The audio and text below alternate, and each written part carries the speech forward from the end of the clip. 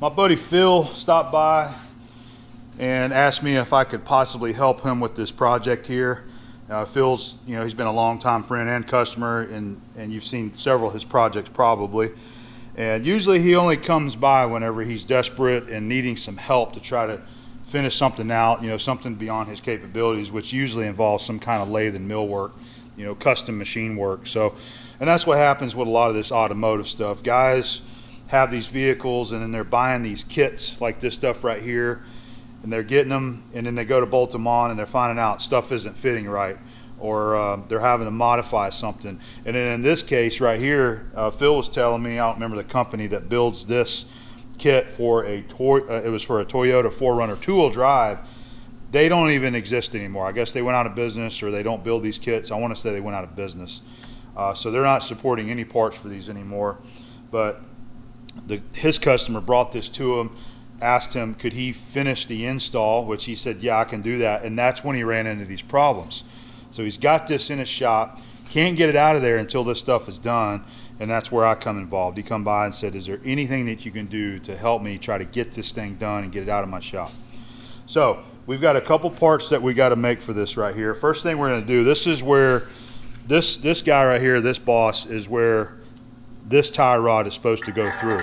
Okay, this is machined for a standard tapered fit ball joint right there, but the way the kit come with these spherical bushings right there, these rod ends, it takes this 5/8 bolt, okay, so it makes it real loose. So instead of, he said he would rather not grind this off and weld another one on there because this has been powder coated. He just said, can you just make a sleeve to go in there? And there's actually 2 of them. The other side is already mounted on the vehicle, and he took this one off so I would have a reference here. So what we're going to do for this hole here is just machine a couple of tapered bushings to fit this tapered, and of course it'll be drilled for a 5/8 so that it'll keep that lined up and like it's supposed to fit there. So that's the first task. All right, the second task of what we got to do, so these are supposed to be the factory parts that go on the front end of the 4Runner there, this guy right here. And he was asking me, is there any possible way that we can thread this section right here and then make these pieces here, the tubes, the threaded tubes, it's typically right hand, left hand so that it's adjustable, but make it so that that will screw into there. So that's what we kind of brainstormed on, and we came up, he actually needs these longer as well. They need to be 7 inches long to take up the space. And then the problem there is that this one is machined for a 3/4 left hand thread, but he needs to use this right here. So what we have landed on is this is actually 18 millimeter diameter. It's just a shade under, so it's the perfect size to thread it for 18 millimeter 1.5 pitch. So we're going to thread this M18 1.5, and I'm going to machine 2 of the threaded sleeves right here. One side we're going to go ahead and thread it for the 3/4 10, and I don't believe he has the other end, which is a left-handed thread. He's got these guys that came with the kit. So we're going to use this spherical end here, 3/4 16 right hand thread, and he says the left hand does not matter to him. All he's got to do is just adjust it, put it in place, make some fine adjustments if he needs to, bolt it in place, and then let it go. So we're going to thread these guys right hand thread 18 by 1.5. So when making the sleeve, I've actually got a nice brand new OSG 18 millimeter tap, and we've even got a nut there that we can use to check the threads against. All right, so that's the job at hand. We've got some material right here I'll use to make the sleeve. It's some 1-inch cold rolled, and then for the threaded sleeves, I've got this piece of stress proof that we'll use for that. All right, so we'll go ahead and get started on it now. I'm getting my lathe compound set up on the right angle so I can just manually turn those 2 little bushings. What I'm doing is I'm using a ball joint reamer. This is a 2-inch taper per foot ball joint reamer. I checked it in the hole, and this is the right taper. It fits in there good. So we've already got it indicated in. Got the indicator base sitting on the compound and just running it in by hand. And whatever little deviation is left in that indicator doesn't matter. It looks like just that little bit right there, we're 0.5 thousandths being in line with the flute of that reamer there. So we've got her locked in. It's right around 4.5 degrees, by the way. I think that's what just under 5 degrees is where it ends up being on the taper for 2" per foot. So we've got this set in. We'll go ahead and put our material in there and just start making these 2 little bushings.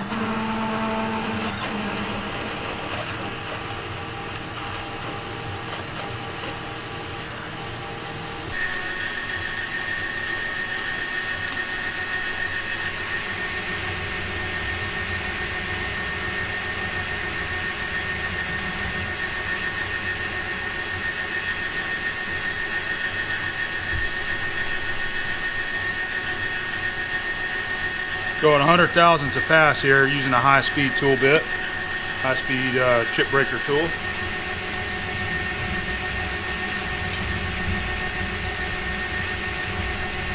Works really good on cutting that mild steel like that.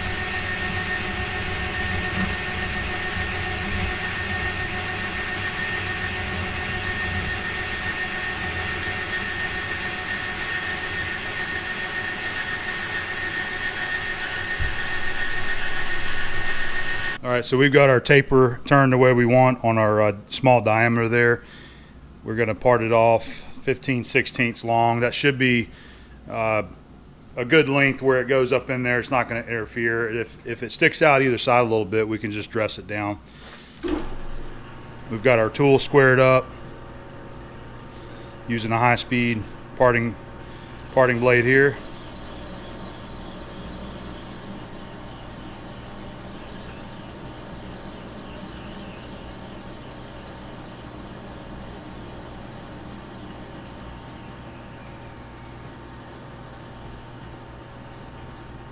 That's exactly what we wanted it to do right there.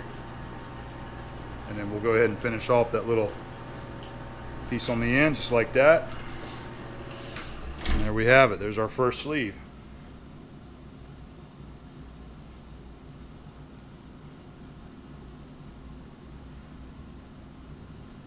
We'll try it and see how it fits. All right, there's our sleeve that we just made up. I went ahead and deburred all the sharp edges on it.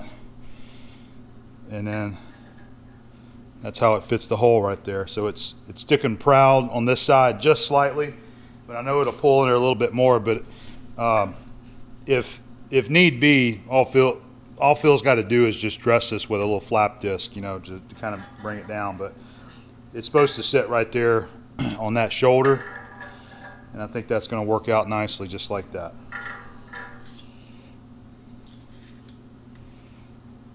So, pleased with the results of that right there.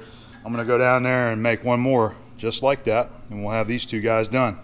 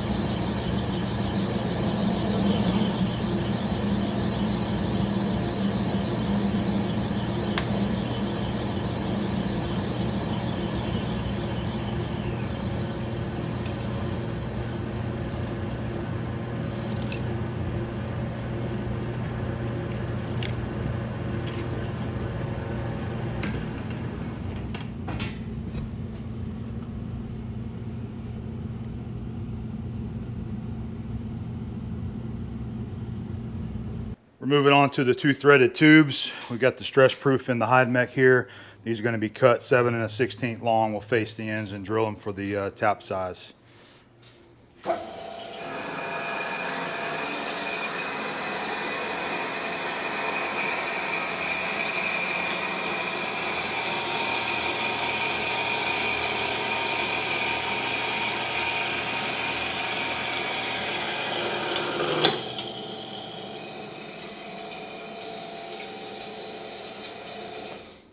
These are going to be our new tubes right here, our new threaded sleeves, just like that right there, so they're going to be longer.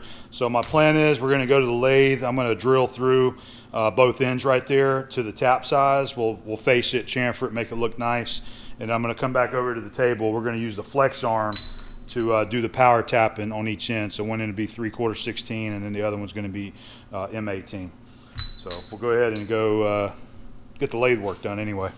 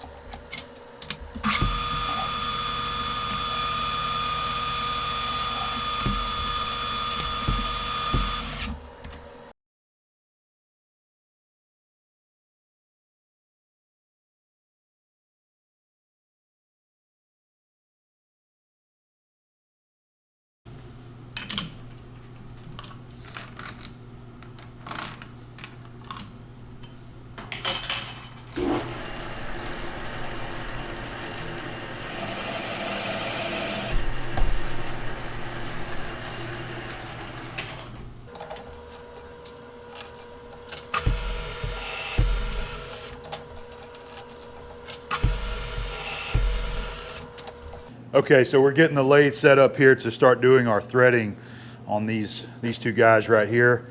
I was going to show you, I always like kind of going over this setup here anytime that we do it. So I have to swap over the lathe for metric threading. The Victor lathe is always one of the easiest lathes I've ever had to set up for metric threading, except for the lathes that you don't have to change the gears. Ones that's all built into the quick change is even easier than this. But we're going to be cutting a 1.5 thread pitch, 18 millimeter 1.5 pitch. This shows you the gears that you have to swap out. This is the gear train right there. And 1.5, a little bit simpler because it runs a 25 gear at the top, which is already installed for your imperial threading. And then you run a 105 gear right here, which is already on. So really all I have to do is swap out this gear from a 50 tooth to a 70 tooth right there. And then you have to just make the adjustment so that you mesh the gears together properly. So that's the setup. 25, running this 105, running the 70 right there, okay? So we will go ahead and lock this up. And what I do is just go ahead and verify that I have it right. So this was that same piece of stock that I made the sleeves, just flipped it around and just made a scratch pass there. And always verify your thread pitch. Always have these on hand, no matter how right you think you are on the pitch. Always verify it. So, which is what I have done right here. We verified that we are 1.5. I try to tell you guys this because, you know, I told this story before. I messed up a $1,500 prop shaft one time because I didn't check the thread pitch. I just assumed that I had the quick change set, and I was one number off on this guy right here. It was actually a different lathe, not the Monarch, but same thing. It had 1 through 10, and I was one number off because I didn't pay attention to what I was doing. And I went ahead and cut the thread, kept trying to fit it with the nut, wouldn't go. I finally checked it with a thread pitch, and I realized I was a fraction of a thread off. So that's why I always tell you guys, check your thread pitch. So once we go to thread these, I'll check this again to make sure that I haven't moved anything right here. But so let's go ahead and get these guys set up. What I'm thinking about doing is we're gonna chuck it just like this right here. And then so I've got to do something about this guy, the ball joint itself wobbling around. So what I'm going to do is just go ahead and chuck this part into the 6 jaw, and we'll just cut a center in there. What I would like to have is a live center that's got the inverted cone to hold that, but I actually don't own one of those centers there. So instead, we'll just see about chucking it and using the tailstock and machining a center in the end of that. And that should hold it good for what we're going to be doing right there. So we'll get her set up and get this thing going.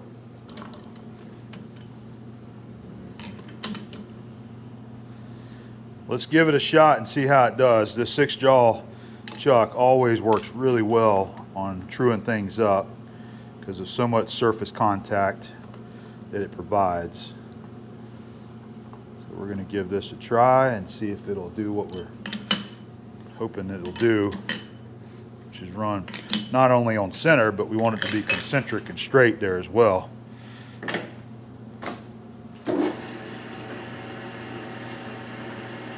That looks pretty good for me, just eyeballing it right here. So we're gonna roll with that. I'll set up a center drill and we'll cut a center in there.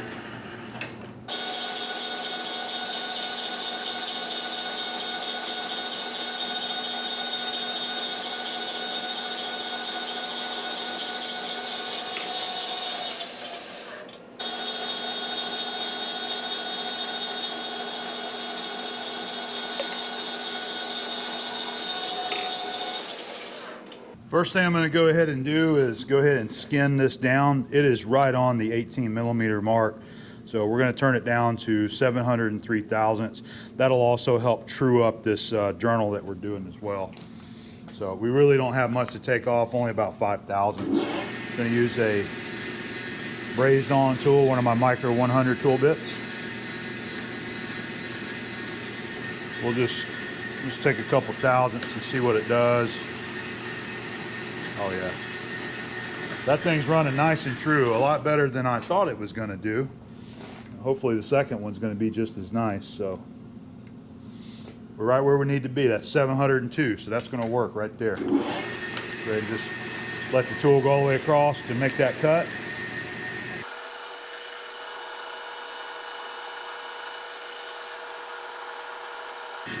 All right, so you can see this is the nut that I'm going to be using to check the thread. It's just a standard hardware grade nut, which is the same thing that's going to be putting on here. So as long as this nut screws on there nicely, we should be good to go. And it shouldn't be any problem if we come down with our tool and bump it. See, like that, it's just going to push it. That's all it's going to do. So we'll set up our threading tool and start threading this thing. What I always do whenever I'm threading metric is I have one of the lines here, one of the numbers dotted. In this case, it's just a blue Sharpie dot right there. And so we know that we're always going to line up on that. I'm probably not going to disengage on this job here because I've got plenty of run out room. We'll just stop the lathe, back to cross slide back, and then run the lathe in reverse to bring it back to the start. But I've got several videos showing the technique where you can thread metric on an imperial lead screw and disengage, but that's the importance of having this dot. So if you engage on this dot right there and then you disengage, you just stop the lathe, reverse it until this comes back around. You always keep up with where this position is at.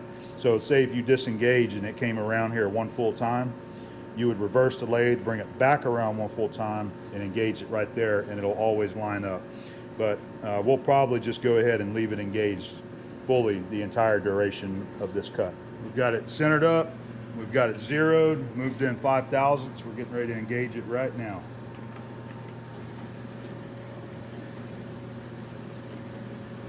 We get down here to the end. I'm just going to stop the lathe. back out the cross slide, and then we're going to go ahead and reconfirm that we are on 1.5.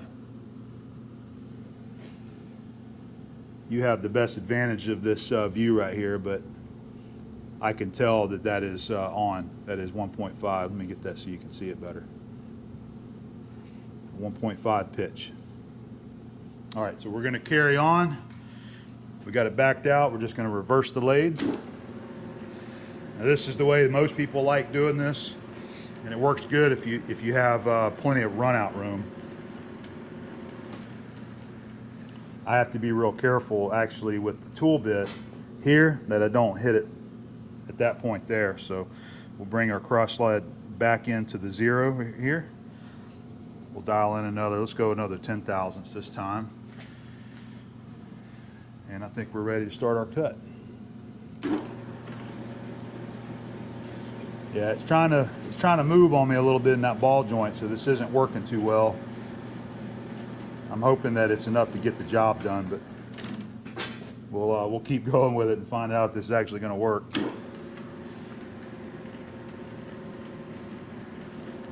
I was hoping it was going to be a little more steady than that. Let's just roll with it and see if we can just make it happen. What do you say? I'm going to take lighter cuts this time.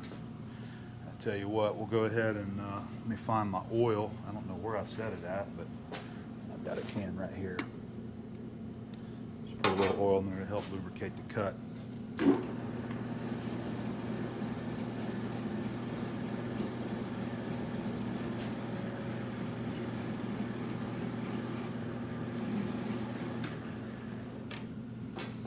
Put a little bit right there too.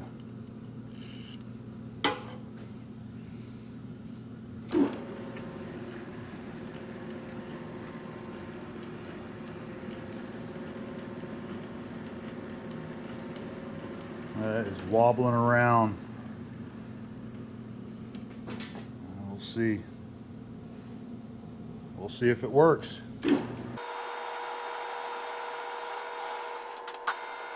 This Victor lathe is pretty nice in that it's got a spindle reverse jog button right down here. All you got to do is just hit the button and it'll go in reverse there. It's a nice feature that they added to this lathe.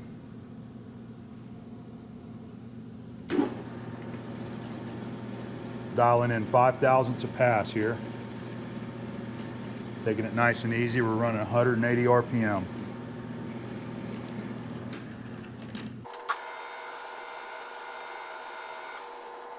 Zero. Take another 5. Put another little bit of oil on there.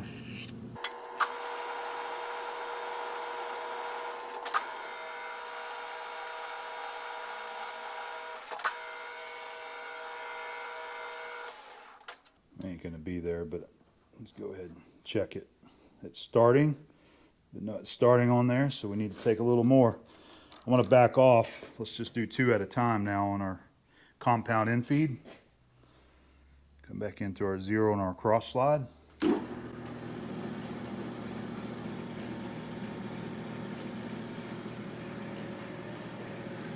It's working surprisingly well. That thing wobbling like it's doing. Looks like we might have it right there. It's still a little bit tight, so we're definitely gonna, let's just make a spring pass across there. Spring pass meaning that we're just coming back into our 0 on the cross slide and we're not taking any more depth. But it will, because of the tool pressure and this thing flexing, it'll still cut a little bit. That's right about where it needs to be, but there's no clearance at all on the threads. So we will come back into our 0. And let's just take a spring pass across there, and that'll probably be right where it needs to be. You see how it's still making a cut? That's just from everything flexing during the previous cuts.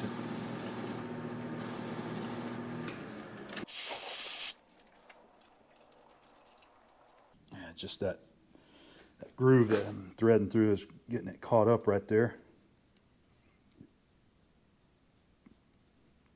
If we can get past that, I think it's going to free itself up there.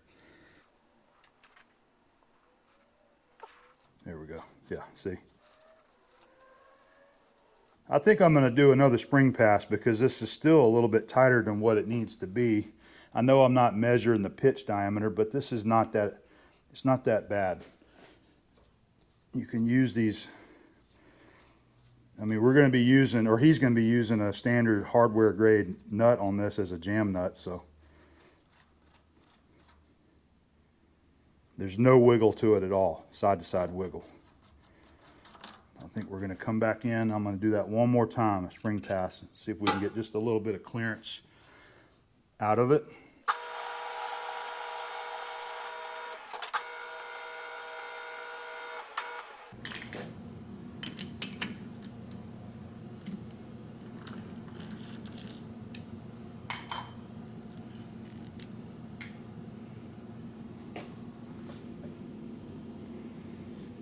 Right there around that shoulder, just cut it off right about there.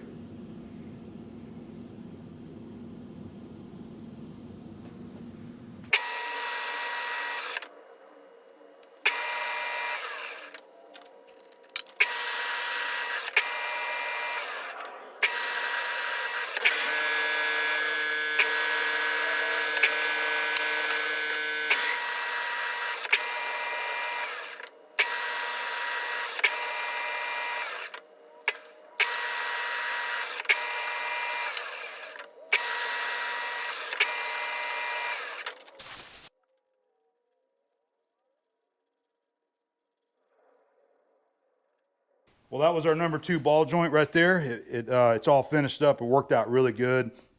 Didn't do any talking through the video. Just wanted to show you the, the machining op of threading it there, and it worked out great. I sped it up to 210 RPM and just busted through it.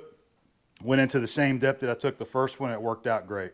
So I still got to file it. Just make sure there's no burrs on top of the threads, and this thing will be ready to take out. And the last thing to do to both of these is just to cut it off. We'll set it up in the metal devil saw and use the carbide blade and just cut them off right there behind this little radius shoulder, and they'll be done. I'm really enjoying my Reelcraft hose reels and cord reels. I mounted this guy up here for the main reason of having a nice heavy duty extension cord that I can stretch outside. We're going to be using my metal devil saw outside, and so it's just super nice to be able to have this guy right here, pull down what I want. I got my door shut because I've got climate control, but we're gonna throw that one right outside the door there and hook up our saw. Okay, we got you set up outside. We're gonna be using our metal devil saw to cut this, or cut the tie rods off there. This is a carbide tip blade, and this saw is designed for cutting steel, structural steels, things like tube, angle, even solid materials. It works really nice. And both of the jaws come with these additional V-block jaws that you can bolt in and really hold round pieces perfectly square, or even tube if for that matter. But I've got one of the jaws taken out because this is such a small diameter. I just went ahead and put some tape around the ball joint part just so that we don't get any chips up inside, stuck up inside that ball joint. So we'll just stick it up in here like this. I'm just going to line it up visually right here, right on the edge of that radius and that undercut.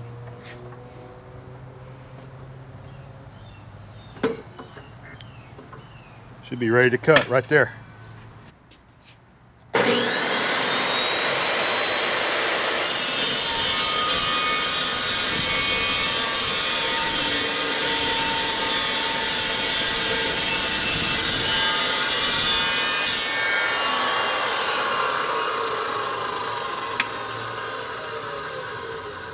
Looks good. Always makes a nice cut.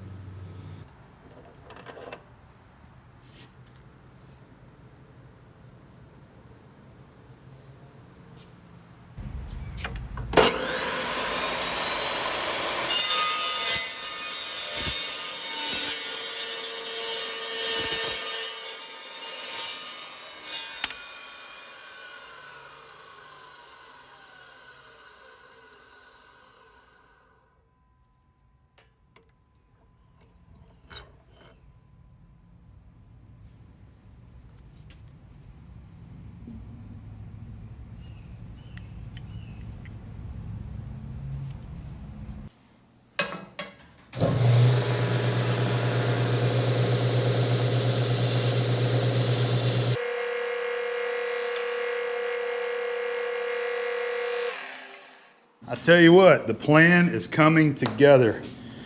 Whenever I was out there getting these guys cut off, UPS dropped off my new tool holder, which I ordered yesterday to try to get this job done. I did not have an 11/16 or 18 millimeter tap holder that goes in the Flexarm. So I called them up, asked them did they have one in stock, could they get it to me the next day, and absolutely they had it and they got it here. So ordered it yesterday, it just got in here today. So keep that in mind if you guys need some of these tap holders for your Flexarm. Give them a call if you don't have one. They carry most of them in stock, I believe. So let's go ahead and test it out. Let's make sure that this is the right one. It should be. They told me that the 11/16 and 18 millimeter taps are the same shank size, so it uses either one. So this one is marked for 11/16. Let's go ahead and let's see. Here's the tap right here. This is one of my new OSG taps, 18 by 1.5. This is one of their Hypro spiral fluted taps. Brand new, I hadn't even used it yet. Perfect. That's it right there. Perfect fit.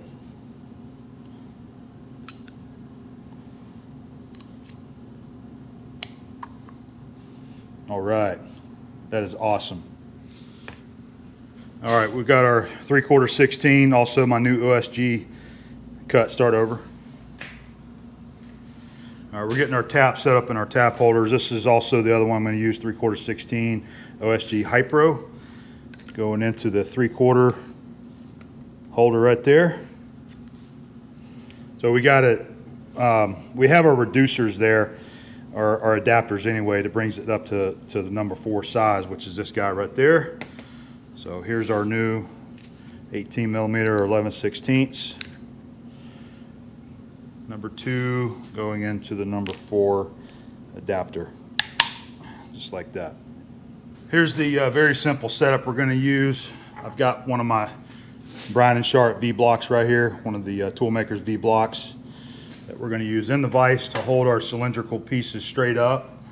We've got everything clean sitting in there nicely, and we got our tubes, and we'll just stand them right up in there and let our V block hold them in place. I think we'll go ahead and we'll just start with the smaller of the holes, which is 18 millimeter, and we'll stand that up just like that. Tighten the vise up. It won't need a whole lot of pressure, just like that right there, and that should have that piece nice and straight, parallel to the spindle of the Flexarm. You might remember, I'm not going to pull it out, but I've got a magnet that goes up into the spindle here, right here of the Flexarm, and then what you do is your work surface, let me move this cutting wheel out of the way. Your work surface, what you do is you mag it down to like right here, or the base of the vise, or your work table, wherever you're working at, and you have the head of the Flexarm loose up here, and once you mag it down, it squares it up to your work holding fixture there. Then you tighten the bolts up and you're ready to go. So I keep it nice and square to the vise here, so I don't have to do that every time. I've got lots of my cutting oil, so what I'm going to do is just go ahead and fill up the hole here, which really won't take that much, just like that right there. Now I don't have to worry about squirting with oil the whole time. All right, here we go.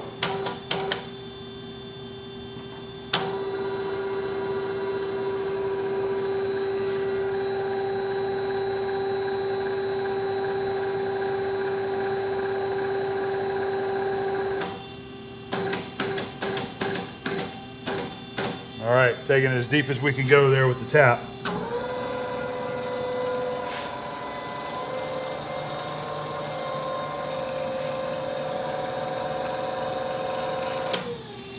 Beautiful.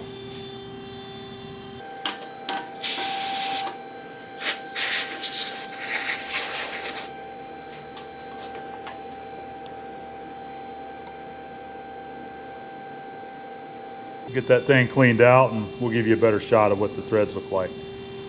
Let's go ahead and do the other one.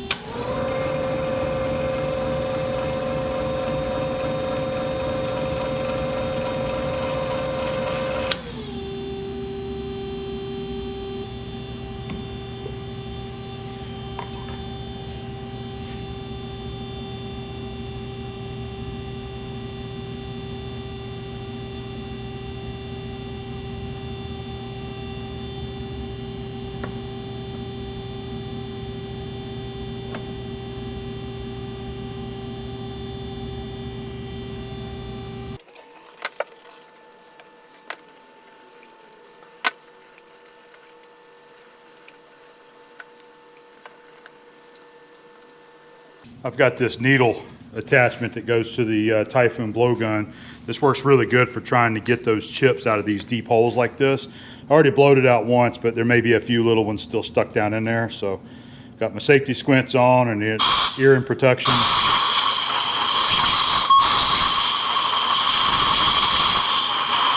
Really just tries to help get any chip that may be stuck down in the thread.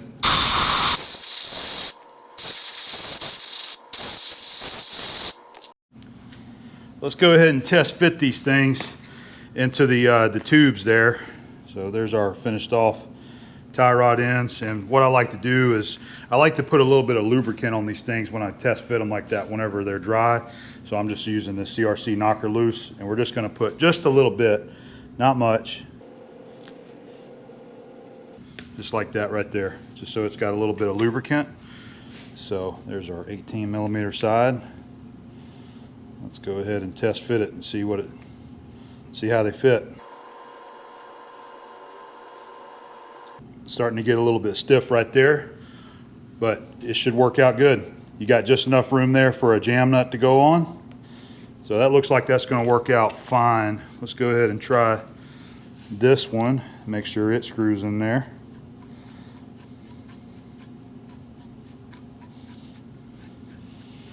As I mentioned before, Phil is going to be he's going to pick up some jam nuts for these guys. All right, we're just doing the final fit on these, and what I've done is I run back in there with the taps and run them in there deeper, just using the tap wrench just to make sure that we had plenty of threads going down in there. That I wasn't undershooting myself there. So the spherical end looks like it's going in there just fine. This side is getting a little bit snug right there. I had to use some like needle nose pliers to hole into that to get it to go in there a little bit further, but that's going to be fine because there's a jam nut that goes right here that jams it on there anyway. So it's in there further than it's really going to be whenever it's actually finally installed. So there we go. The only thing we got left to do really is I need to set it up in the mill, and I want to mill a couple flats on there to give them so that they can put a wrench on this thing to hold this whenever they go to tighten up the other ends. So that'll be the last phase of the project right there. While I was in here working, Phil snuck by here and dropped off those 2 jam nuts. I didn't realize that he had set them outside there for me. But there we go. We got everything fitted together nicely now. Got just enough room for the jam nuts to go on there. And so that last little bit going in there, these are starting to get a little snug, and I don't have enough, I can't grab it because it spins there, so I just use a needle nose plier on there, and that gives it just enough hold to be able, you can screw it all the way up in there just like that. So that's going to work fine. Last phase, we just need to go to the mill, set these guys up. I'm going to mill a couple wrench flats so that he can stick a wrench on here to be able to hold these, and tighten all this stuff up. So I'm going to go do that now, and that'll be it for this job and get it finished up. Okay, last stop, set up on the mill. We've got our super spacer set up ready to go. I am using the Tungaloy 1-inch diameter, I believe that was the Tung Force Tree carbide insert mill. Does a really good job, but we're just milling a couple flats there. So we're just centered up. We're going to be, if you measure from the end to the side of the cutter there, that's 3 inches right there, because it's a total of a 7-inch part. Let's go ahead and touch off. Just going to be taking 3/32 off each side. There's our touch off. Let me lock the table there. Set our 0, and we'll come up 93. And everything's good. That's locked. We're at 180 right there. So here we go.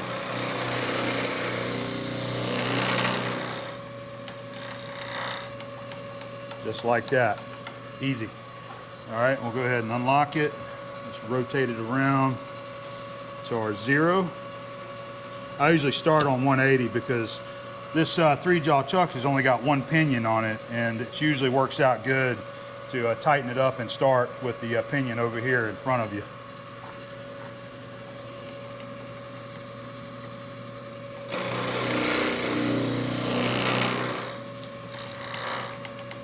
All right, there we go. And that should be a 1-inch flat right there. Here's a 1-inch wrench here to verify. And you can see it fits just like it should. All right, perfect. One more to go.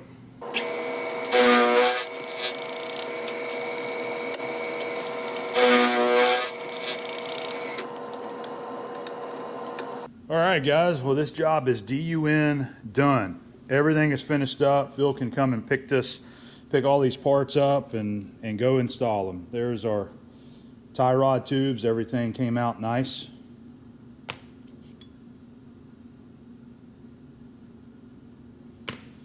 We got our modified tie rods there that we thread and cut off like that. So that's probably these are just going into the scrap pile. Probably same thing with that guy right there, the original tube. So there's those guys. And of course we got our tapered bushings right here. It's going to go in there like so. All right, so we have our spherical rod end, and what we're going to have is a bolt going through like that. We got this other guy going in there like that, and this is going to be going into that tapered sleeve just like that right there.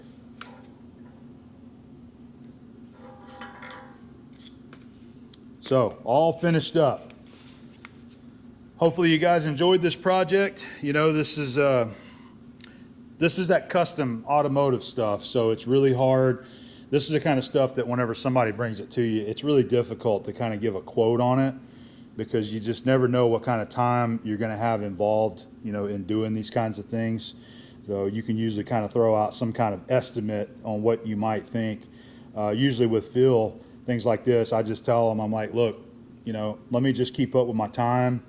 And whatever time I have in it is, you know, is what I charge him, and then he turns around and charges his customer that's wanting all this stuff done. So it's never something you can just throw out a number and say it's going to be this much. I mean, you can, but you may lose out because you can cut yourself short. I actually had more time in this than I thought that I was going to, but that's just the way it goes. You know, and the camera doesn't help either, usually setting that up, but I like to share with you guys what it is that we're doing around here. So anyway, hopefully you guys enjoyed watching this project, and we'll see you on the next.